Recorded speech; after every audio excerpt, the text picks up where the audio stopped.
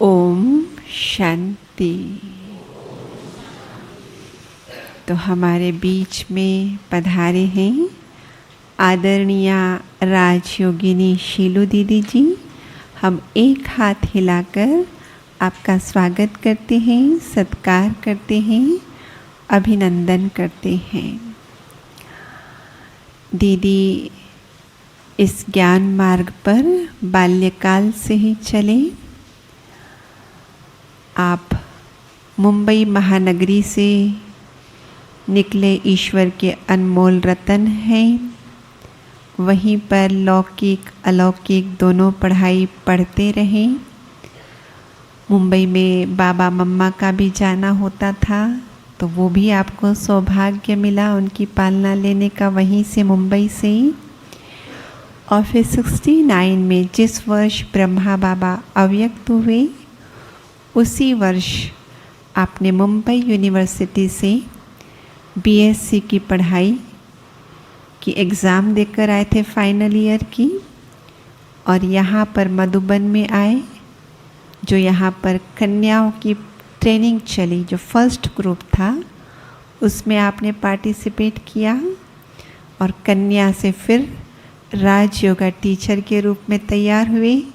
और बाबा ने आपको पहले राजकोट भेजा, फिर बेंगलोर भी भेजा, हैदराबाद भेजा, काठमांडू भेजा, अफ्रीका भेजा, मॉरिशस में भेजा।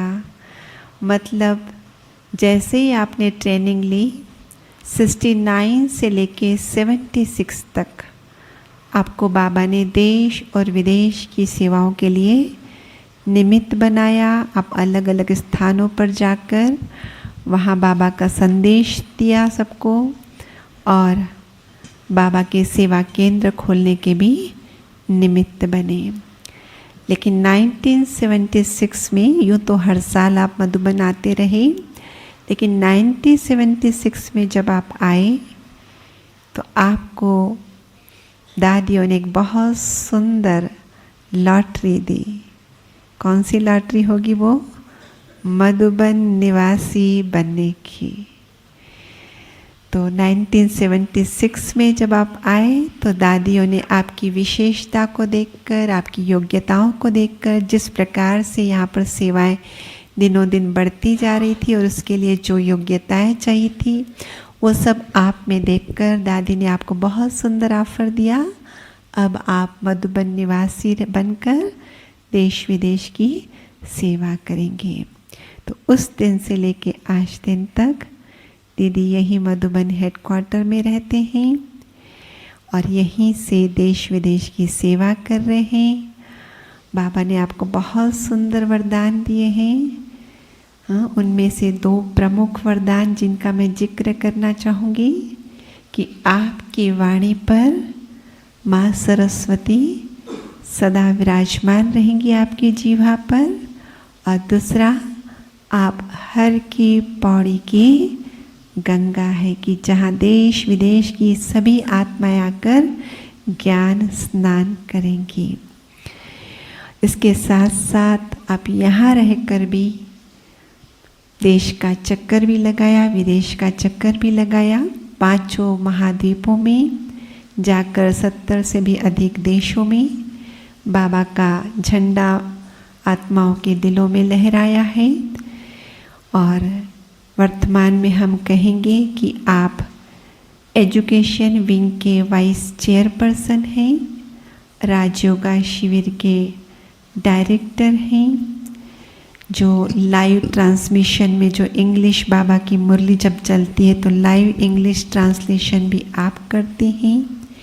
और आजकल जो 24 घंटा हमें टीवी स्क्रीन पर ब्रह्मा कुमारी का ज्ञान कहो, ब्रह्मा कुमारियाँ दिखाई पड़ती है, उसकी शुरुआत 1993 में आपसे हुई। ब्रह्मा कुमारी को टीवी स्क्रीन पर सबसे पहले आपने रिप्रेजेंट किया। तो बहुत बाबा के ज्ञान में चलते बहुत अचीवमेंट आपने की है, आपने अपने इस समर्पित जीवन में, ईश्वरीय जीवन में। लेकिन बावजूद इसके आप बहुत नम्र, बहुत मधुर, बहुत सहनशील होकर चलते हैं। त्रिवेणी संगम इन 3 गुणों का आपके जीवन में दिखाई पड़ता है प्रैक्टिकल। और न सिर्फ इतना, वर्षों तक जो बाबा और दादियों की आपने पालना ली है, और अब जब हमारी दादियाँ अव्यक्त हो चली है, तो इस मधुबन धरनी पर आए हुए हर आत्मा को आप वही पालना दादा और दादी और बाबा की सबको देते हैं। और ऐसे देते हैं जैसे सबको लगता है ये दीदी तो हमारी अपनी है। तो बहुत सुंदर विशेषताएं बाबा ने आपको दी है।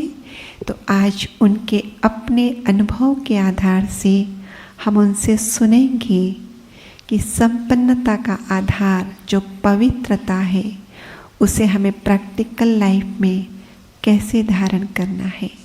आदरणीय दीदी जी, और इससे पहले मैं आपको आपका भी परिचय दीदी को देना चाहूँगी कि जो ज्ञान में 1 से लेकर 5 वर्ष तक चल रहे हैं वो हाथ उठाएंगे, नीचे करेंगे। जो 5 से 10 वर्ष के बाबा के बच्चे हैं वे नीचे करेंगे। 10 से 15,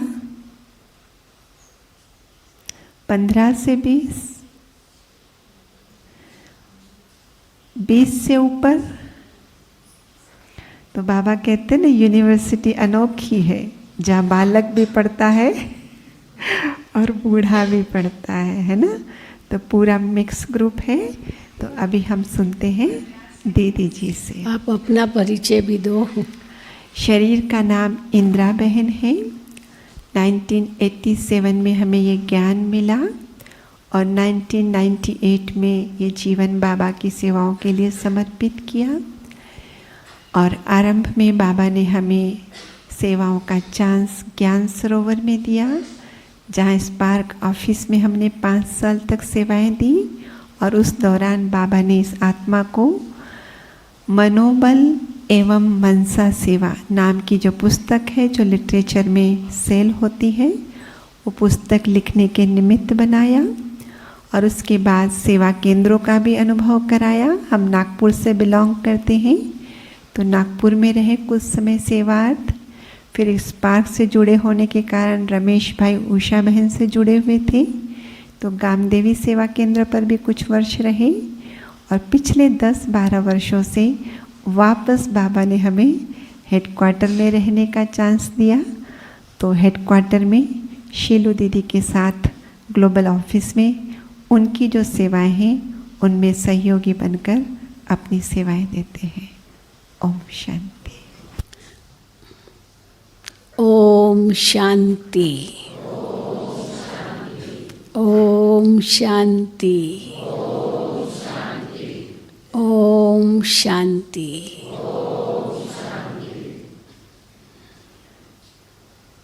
बहुत सुंदर। बापू नगर के भाई बहनों को मिलकर बहुत खुशी हुई। इंडिया कॉलोनी कहते हैं ना। और हमारी भानु बहन हमारी बहुत अच्छी सखी है। हम 2-3 बार तो आए हैं, है ना, 2-3 बार आए हैं बापू नगर में। भारती बहन जब थे तब भी आए थे। और फिर हम ड्यू गए थे सौराष्ट्र में। वहाँ पर भी भानु बहन से मुलाकात हुई थी, प्रोग्राम रखे थे। और इंडिया कॉलोनी में भी आए थे और हमने देखा इतने सारे भाई बहने बाबा के बच्चे हैं। तो मैं समझती हूँ भानु बहन को तो प्रॉब्लम हुई होगी, किसको ले जाऊँ किसको छोड़ूँ, हाँ हुई होगी ना। हाँ, क्योंकि कईयों को आने की इच्छा होगी। आज भी एक बहन बता रही थी, बहन जी मैं 2 साल तक मधुबन नहीं आई। हाँ, 2 साल हो गए। कितनी तड़पन थी, मधुबन जाऊँ। और आखिर बाबा ने वो हमारी आश पूरी की, हम मधुबन आए हैं, क्योंकि कोरोना काल में तो आ नहीं सके। तो ये भी आपका बहुत बड़ा सौभाग्य है जो आप पहुंच गए। कई आना चाहते होंगे और नाम भी दिया होगा, लेकिन ऐन मौके पर वो कैंसिल करना पड़ा। और कईयों का ऐसा भी होगा जो नाम तो उनका लिस्ट में नहीं था, लेकिन उनसे पूछा गया आप जाएंगे, तो फट से तैयार हो गए। तो हम तो कहते हैं जो यहाँ पहुँच गए वो बहुत बहुत भाग्यशाली। और आपको वर्षा ने भी स्वागत किया। हम इंतज़ार ही कर रहे थे, बारिश पड़ी नहीं, बीच बीच में थोड़ी पड़ती थी, लेकिन जो बरसात चाहिए उतनी नहीं है। तो आज आप वर्षा भी लाए और कहा कि वहाँ भी नहीं है, हाँ वहाँ भी बारिश नहीं है, हो सकता है वहाँ भी पड़ी हो आज। तो जी वहाँ भी पड़ी, अच्छा। तो इसीलिए बारिश तो चाहिए, पानी चाहिए, तभी तो ये जीवन यापन होगा। तो बहुत सुंदर आपको बैज मिल गया है, योग तपस्या बट्ठी, चलो संपन्नता की ओर।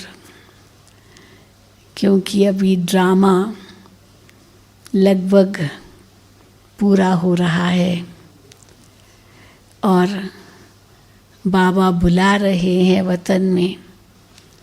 गीत भी सुना ना, बाहें पसारे खड़े हैं, आ जाओ वतन में आ जाओ। तो ब्रह्मा बाबा को तो 52 वर्ष हो गए अव्यक्त हुए, 53वां चल रहा है, 69, 69 से 2021, 52 साल।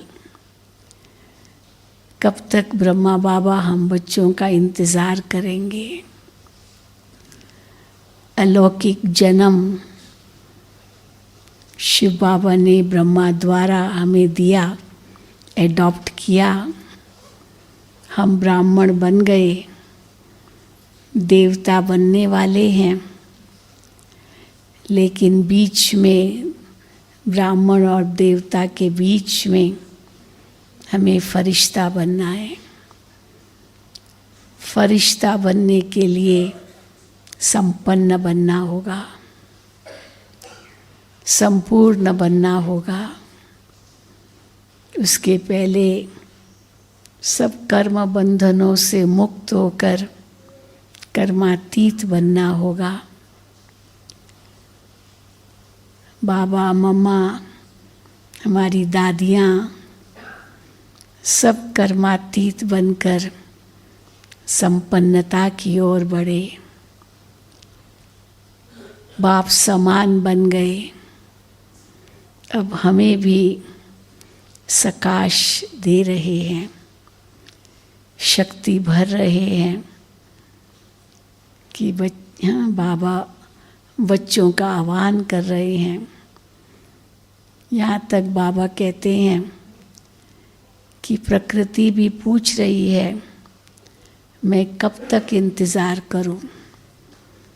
तो धीरे धीरे तो हम देख रहे हैं प्राकृतिक प्रकोप कितने बढ़ते जा रहे हैं। पांचों ही तत्व धीरे धीरे अपना प्रकोप दिखाते जा रहे हैं। और एडवांस पार्टी भी पूछ रही है कि हम कब तक इंतज़ार करें, क्योंकि उनको देवताओं को जन्म देना है। एडवांस पार्टी का ये महान कार्य है। देवताओं को जन्म देने के लिए इतनी योग युक्त आत्माएं चाहिए। तो वो भी बाबा से पूछ रही है, प्रकृति भी पूछ रही है, और बाप दादा स्वयं बच्चों से पूछ रहे हैं कि बच्चे कब तक इंतज़ार कराओगे, डेट बताओ। बाबा हमसे पूछते हैं डेट बताओ, कब तक संपूर्ण बनेंगे। हम बाबा से डेट पूछते हैं, बाबा डेट नहीं बताते। बाबा कहते हैं आप डेट बताओ, कब बनेंगे संपूर्ण। इसलिए संपूर्णता की ओर, संपन्नता की ओर हमें जाना है, क्योंकि ड्रामा पूरा हो रहा है। अब घर जाना है। हमारी बड़ी दीदी को यही लत थी, यही अंदर में धुन थी। कई उनके पास जाते थे कोई समस्या लेकर, ये छोटी मोटी कितनी बातें, एडमिनिस्ट्रेशन में तो बहुत कुछ होता है, तो कई लेकर जाते थे बातें। तो दीदी कहती थी छोड़ो, अब घर चलना है, घर चलना है। क्योंकि सब हिसाब किताब अब यहीं चुकतू करने हैं। 63 जन्मों के हिसाब किताब हैं हमारे। सतयुग त्रेता के तो हिसाब किताब नहीं कहेंगे ना, वो तो प्रारब्ध थी 2 युग। लेकिन द्वापर युग से हमने कितने पाप कर्म किए, थोड़े बहुत पुण्य कर्म भी किए। लेकिन वो पुण्य कर्म जो भी किए और फिर पाप कर्म किए, तो वो प्लस जो था वो माइनस होता गया। माइनस होते होते होते अब पापों का बोझा बहुत है हमारे सिर पर। तो एक तरफ तो पापों का बोझा उतारना है, दूसरी तरफ सब कर्म बंधन चुकतू करने हैं, तीसरी तरफ हमको नया कोई भी हिसाब किताब नहीं जोड़ना है,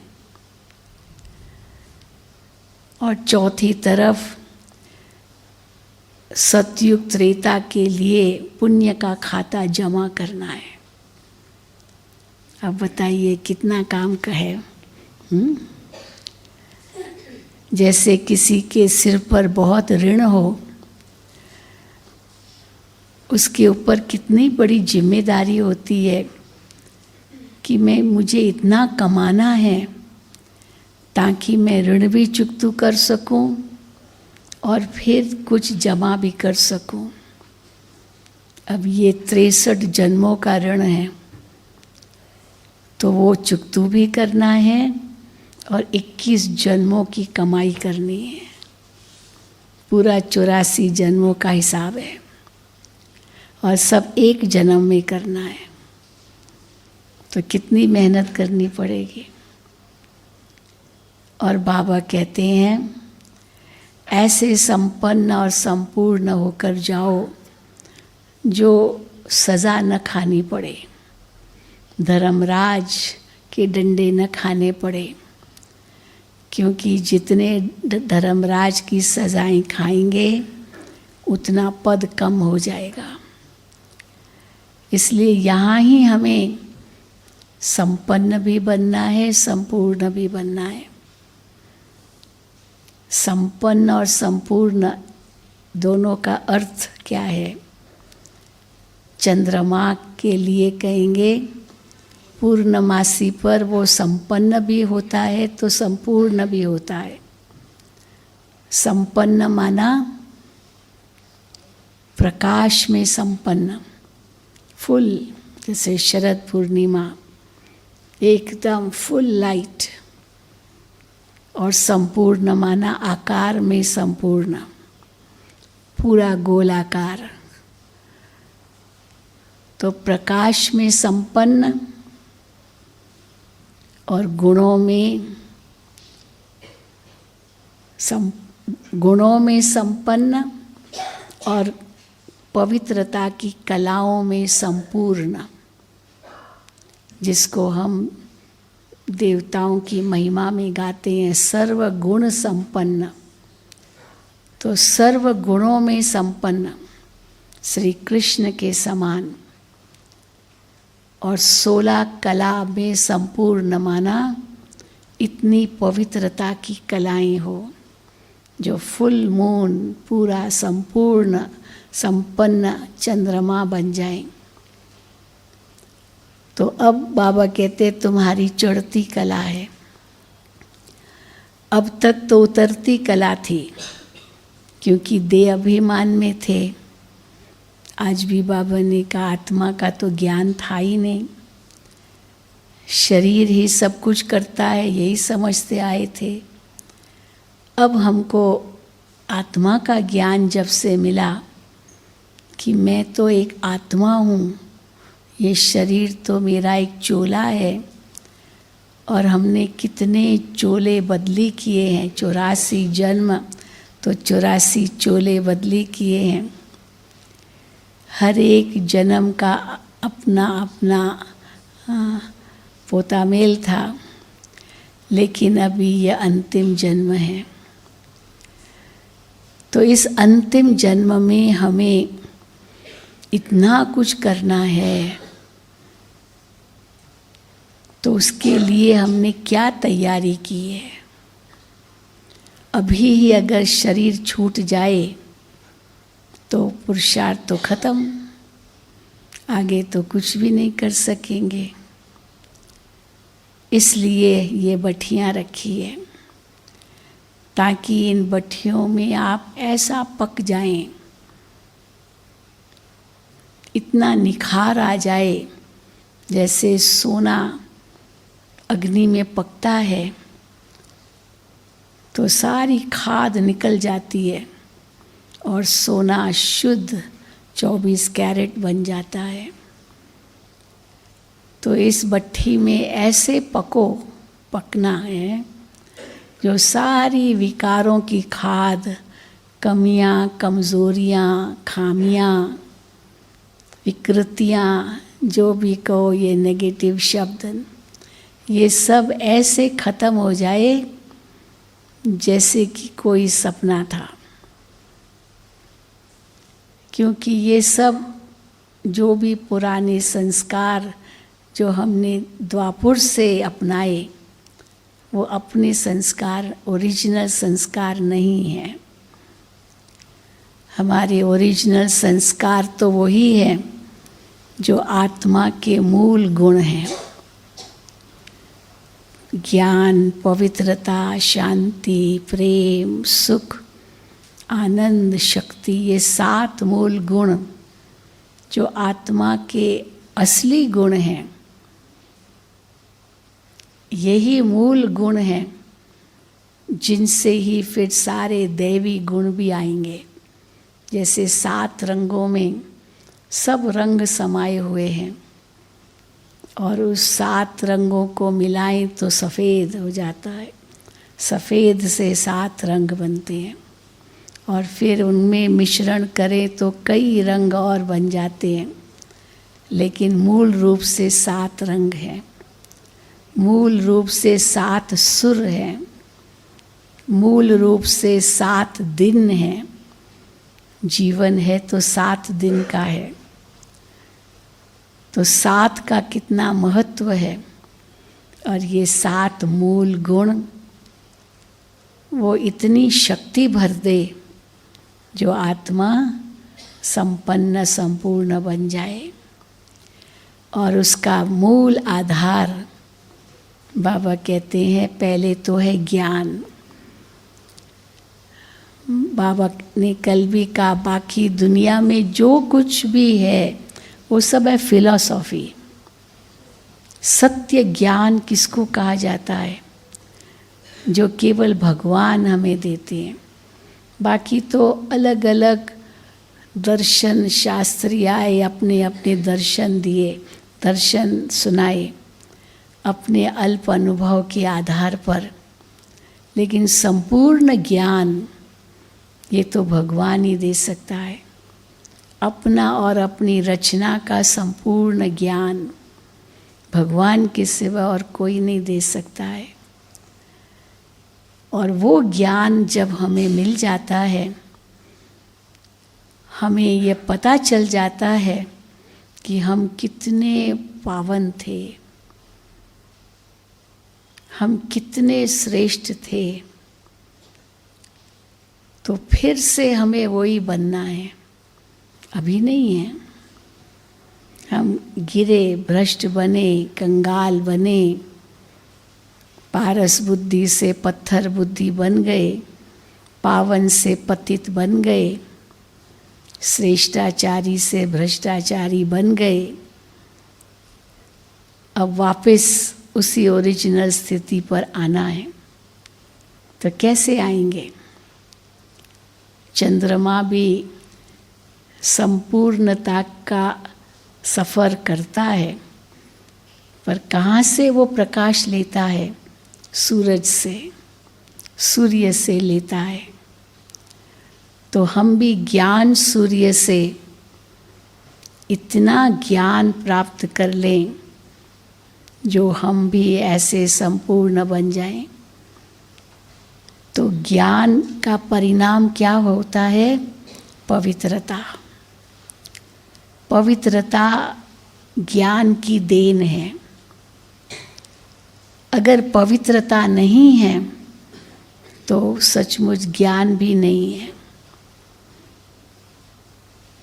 इसलिए बाबा ने हम बच्चों को सबसे पहले यही नारा दिया, पवित्र बनो, योगी बनो।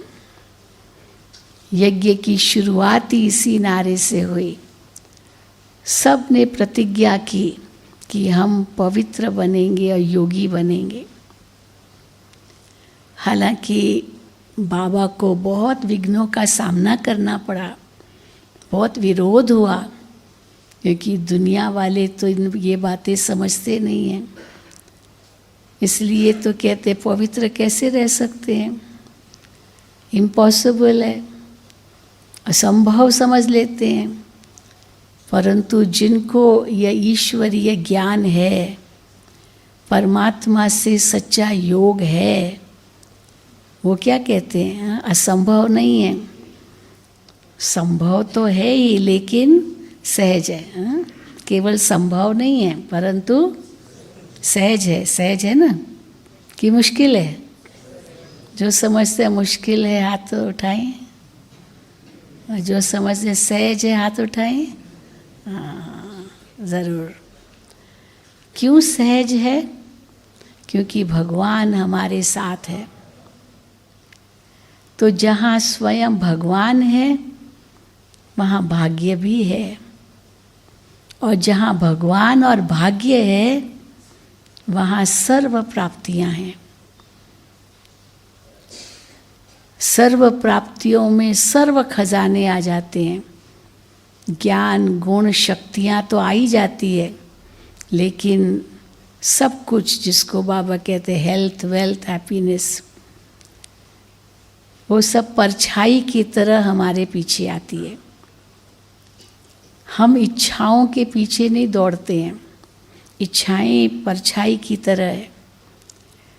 अगर हम इच्छाओं के पीछे दौड़ेंगे तो जैसे सूरज को पीठ दिया हमने और परछाई को हमने मुख दिया, तो धीरे धीरे परछाई लंबी होती जाएगी और सूरज प्रकाश दूर होता जाएगा, क्योंकि हम परछाई के पीछे जा रहे हैं।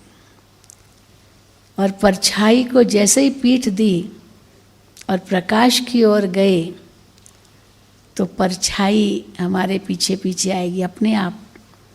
तो ये जो भौतिक प्राप्तियां हैं वो परछाई की तरह हमारे पीछे पीछे आएगी, हमको इनके पीछे नहीं जाना है। इसलिए बाबा मिला, सब कुछ मिला, चाबी मिल गई सर्व खजानों की। तो परछाई हमारे पीछे पीछे आती है, और केवल पीछे पीछे ही नहीं आती है, जैसे जैसे हम प्रकाश के नज़दीक जाते जाते हैं, परछाई हमारे पीछे आते आते छोटी होती जाती है, छोटी होती जाती है। और जैसे ही प्रकाश के पास पहुंचते हैं, परछाई गुम होता है ना।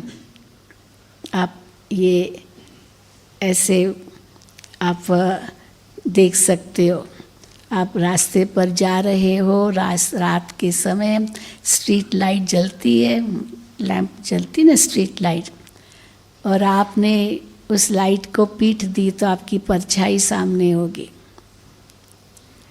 लेकिन अगर आप दूर हैं लाइट से और आप लाइट की ओर जा रहे हैं तो धीरे धीरे परछाई छोटी होती जाएगी, और जैसे ही उस लैंप पोस्ट, वो जो बत्ती होती है रोड पर, उस तक पहुँचे, परछाई गुम, सब इच्छाएं खत्म, सर्व प्राप्तियों से संपन्न। लेकिन बाबा ये भी कहते हैं संगम युग पर हम इतना सिंपल भी हैं, अभी वनवा में हैं, सतयुग में सब भरपूर होगा, बस अभी हमको कुछ भी इच्छा न हो, कोई भी इच्छा न हो इस कलयुगी दुनिया की। तो सच्ची पवित्रता किसको कहेंगे? केवल ब्रह्मचर्य नहीं, लेकिन बाबा पवित्रता की कितनी ऊंची परिभाषा देते हैं। पवित्रता माना ब्रह्मा जैसा आचरण, ब्रह्माचार्य, केवल ब्रह्मचर्य नहीं। ब्रह्मचर्य तो कुछ होता नहीं, ब्रह्मा आचरण ही होता है। ब्रह्मा को ब्रह्म कह दिया है, ब्रह्म ज्ञान कह दिया है, ब्रह्म भोज कह दिया है, ब्रह्म विद्या कह दी है, ब्रह्म मुहूर्त कह दिया, पर है सब ब्रह्मा। ब्रह्म तो घर है, घर तो बस विश्राम के लिए है, तो ब्रह्म भोज थोड़ी होता है, ब्रह्मा भोजन है, ब्रह्मा जैसा आचरण है। जो शिव परमात्मा ने ब्रह्मा को दिया ज्ञान, और फिर हम सब बच्चों को उनके द्वारा मिला, शिव बाबा ने ब्रह्मा द्वारा हमें दिया, वो सच्चा ब्रह्म ज्ञान ब्रह्मा ने हासिल किया। दिखाते ना, शिव की जटाओं से गंगा निकली और भागीरथ ने उनको अपने कमंडल में समा दिया और फिर बहाया भारत में। तो ज्ञान गंगा शिव बाबा ने बहाया ब्रह्मा के द्वारा। तो वही भाग्यशाली रथ है। और हम ये नशे से कहते हैं हम सब ब्रह्मा मुख वंशावली है।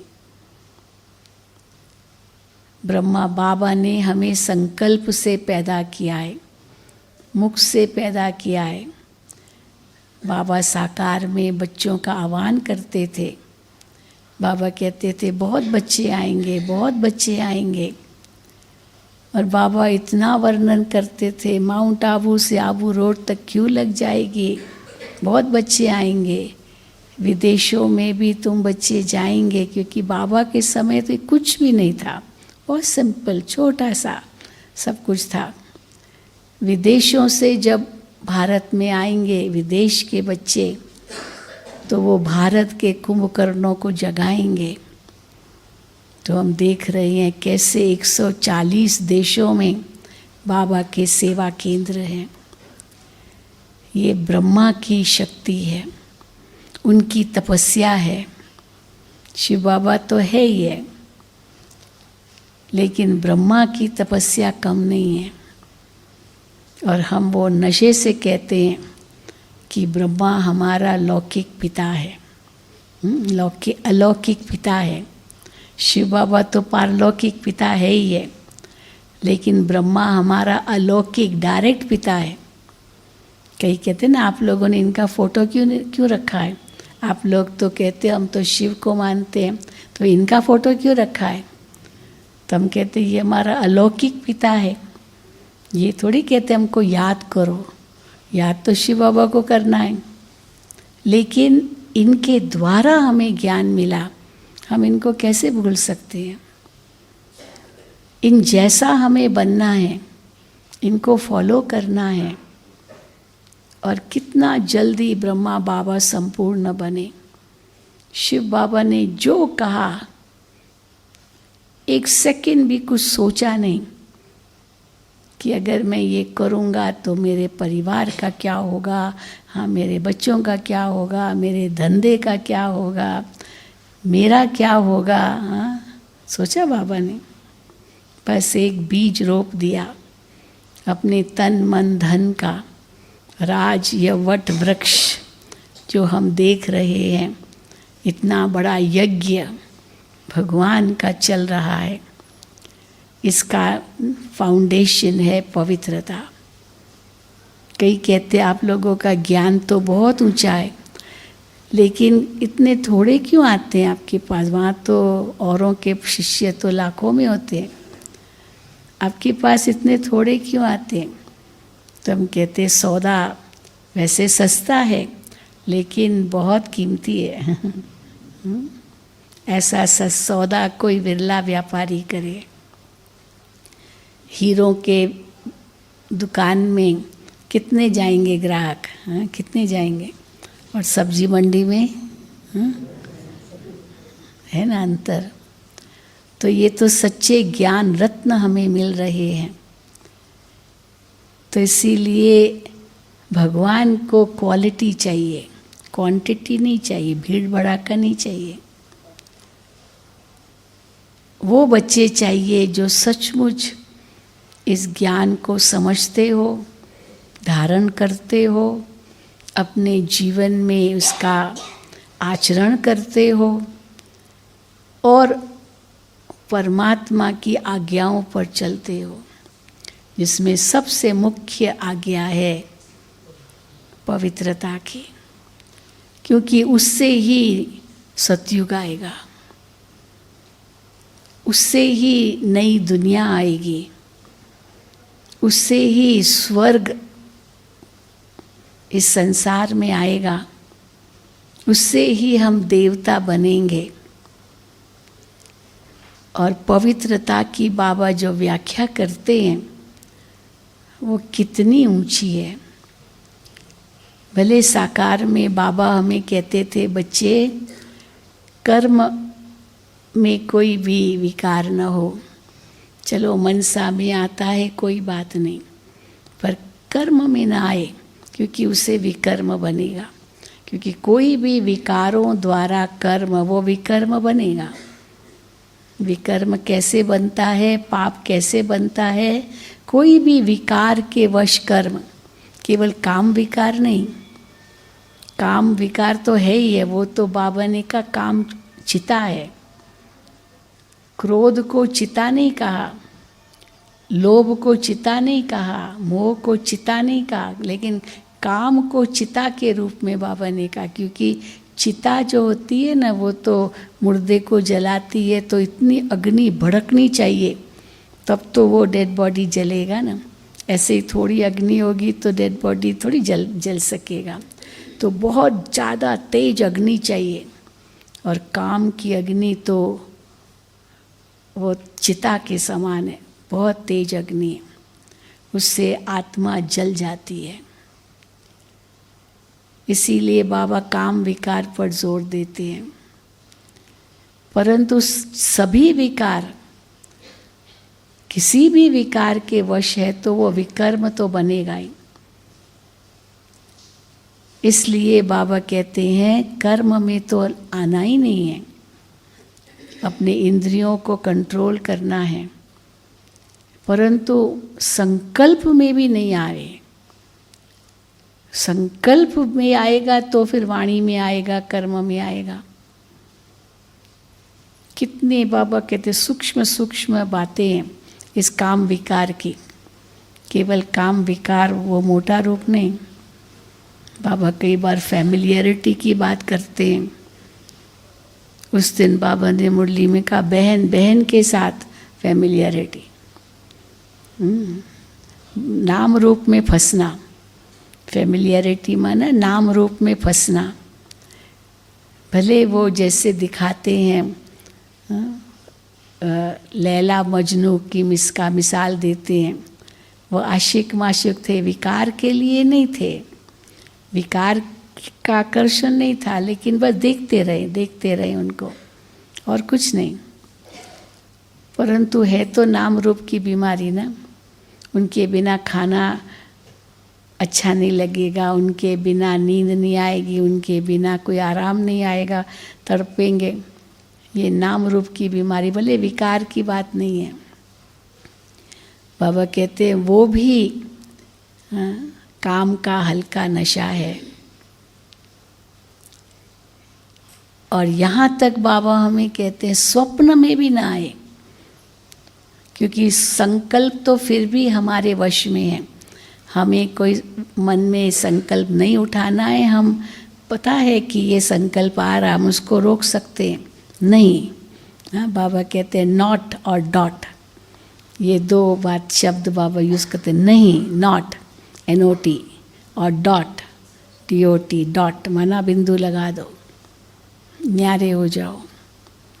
मैं आत्मा बिंदु, बाबा बिंदु, ड्रामा बिंदु, तो आप न्यारे हो जाएंगे।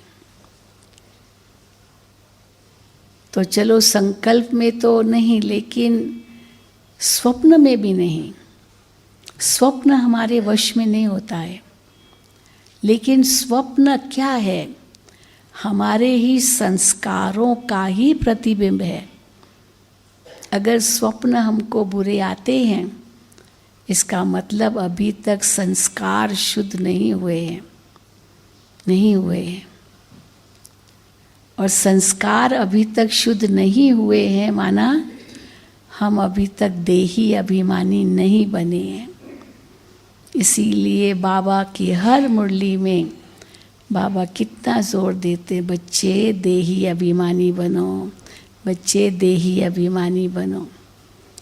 मैं आत्मा हूँ, मैं आत्मा हूँ। आत्मा ही सब कुछ करती है। देह भान तो रहेगा, देवताओं को भी देह भान तो रहता ही है, पता है ये शरीर है मेरा। हम गाड़ी में बैठे हैं तो पता है ना, हम गाड़ी में बैठे हैं तो गाड़ी में बैठे हैं, ये भान तो है ना। तो इसलिए देह का भान तो रहेगा, लेकिन देह अभिमान नहीं। देह अभिमान क्या होता है? हाँ, बहुत उसका विस्तार है। देह अभिमान केवल मैं अपने आप को बहुत ऊंचा बड़ा समझूं, यही नहीं है। दूसरों को नीच कम देखूं, यही नहीं है। लेकिन देह अभिमान एक नेगेटिव रूप भी हो सकता है। हीनता की भावना, ये भी देह अभिमान का रूप है। मैं ये नहीं कर सकता हूँ, मैं ये नहीं कर सकती हूँ, मेरे से नहीं होगा, ये नहीं कहना भी देह अभिमान है। मैं इसके लायक नहीं हूँ, ये हीनता की भावना भी देह अभिमान है। एक है घमंड, परंतु हीनता भी देह अभिमान का ही रूप है। और अहंकार की तो बात ही छोड़ो, मेरे जैसा कोई नहीं। हम क्या भगवान से भी बड़े हो गए क्या? मेरे जैसा कोई नहीं। शास्त्रों में दिखाया है ना, जिन्होंने अहंकार दिखाया उनका क्या हुआ? हाँ? दिखाया है ना। भस्मासुर का क्या हुआ, रावण का क्या हुआ, कंस का क्या हुआ, हिरण्याकश्यप का क्या हुआ। भगवान को अवतार लेना पड़ा, परंतु वो तो उस रूप में कहानियों के रूप में बताया है। लेकिन अहंकार से कहाँ आ जाते हैं। तो बाबा कहते हैं अहंकारी मनुष्य की स्थिति कैसी होती है? हाँ, चढ़े तो चाखे वैकुंठ रस, पर गिरा तो चकनाचूर। तो चकनाचूर हो जाता है, भले कितना भी चढ़ गया वो। तो लंबी खजूर है, वो खजूर का पेड़ किस काम का? जो किसी को न छाया दे और न उसका फल कोई तोड़ सके। हम कहते हैं ना, तो किसी को छाया भी नहीं दे सकता, किसको सुख नहीं दे सकता है, और किसी को अपना गुण बांट भी नहीं सकता है, विशेषता भी नहीं देगा। हाँ, मेरे पास मैं। तो बाबा कहते वो अहंकारी पुरुष का वही हाल होगा जो ऊपर से ऐसे गिरेगा जो उसका नाश हो जाएगा। और ये बाबा कहते जितना हम आगे बढ़ते हैं उतना हमें नम्र बनना है, उतना नम्र बनना है। इसलिए बाबा क्या मिसाल देते हैं, आम का पेड़। जितने आम के फल लगे होंगे पेड़ में वो बड़ा भी होता जाता है, लेकिन उतना ही झुकता है और वो बच जाता है। और जो लंबा लंबा ऊंचा ऊंचा पेड़ होगा, अपना कोई फैलाव नहीं, कोई छाया नहीं, भले कितने भी फल लगे हुए हो, और जैसे ही हवा का झोंका आएगा क्या होगा, गिर जाएगा, क्योंकि उसको सपोर्ट कुछ भी नहीं है। और आम का पेड़ जो होता है, फल भी बहुत ऊंचा भी नहीं और बहुत नीचा भी नहीं, और नीचे अपनी जड़ें वो बढ़ाता जाता है। खजूर का पेड़ नीचे जड़ें नहीं बढ़ती है, वो ऐसे जाती है, ऐसे नहीं फैलती है,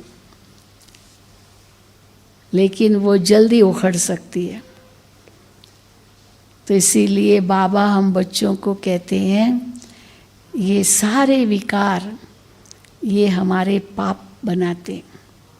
किसी को दुख न दो, दुख न लो, क्योंकि ये विकार दुख ही देते हैं। इसलिए बाबा हमको इतना ऊंचा ले जाते हैं। तो ये ज्ञान सबसे पहले क्या है, बाबा कहते हैं ये ज्ञान तलवार है। इस तलवार से इन विकारों का सिर काटो। परंतु अगर कहीं भी किसी की भी कोई कमज़ोरी के वश हो गए, तो फिर बाबा ने ड्रामा की ढाल भी दी है। दुखी मत हो जाओ, चलो गुस्सा कर लिया, मैंने इतना गुस्सा किया, तो अपने आप में अंदर ही अंदर पश्चाताप करके दुखी होना, रोना, मैंने ये बहुत बड़ी भूल की, मैंने भूल की। बाबा कहते भूल की तो बताओ, बस बता के न्यारे हो जाओ, इसमें क्या है, जो सज़ा मिलनी होगी मिलेगी, ठीक है। भूल को छिपाओ नहीं, छिपाओ नहीं, छिपाएंगे तो बढ़ती जाएगी, और जितना छिपाते जाएंगे उतना आप अल्हड़ होते जाएंगे, माना केयरलेस होते जाएंगे। कोई देखता थोड़ी है, कोई देखता थोड़ी है, ऐसे कहेंगे।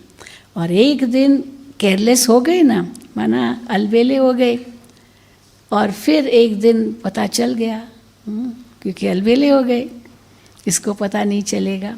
और एक दिन जो पता चल गया तो फिर सारी जो कुछ कमाई सब नष्ट, सब खत्म।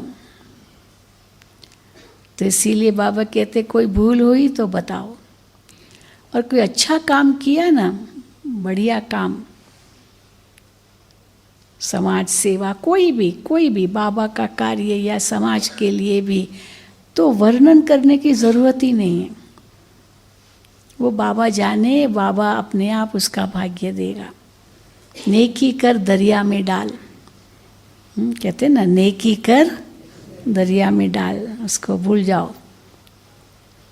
इसीलिए गीता में बहुत सुंदर इसका श्लोक है, कर्मणे वाधिकारस्ते मां फलेषु कदाचनम।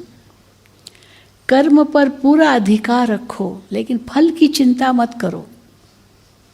तो कर्म पर अधिकार माना हर कर्म उसकी याद में करो, फल अपने आप मिलेगा, आपको सोचने की ज़रूरत नहीं है। और अगर कर्म पर पूरा ध्यान दिया, फल की चिंता नहीं की, तो अगर सफलता मिली उस कर्म में तो अभिमान नहीं आएगा, और असफलता मिली तो दुख भी नहीं होगा, क्योंकि हमने कर्म तो अच्छा किया ना। अच्छा, ओम शांति, ओम शांति, ओम शांति। फिर मिलेंगे, ओम शांति। एक हाथ हिलाकर दीदी का शुक्रिया करते हैं, धन्यवाद करते हैं, आभार मानते हैं।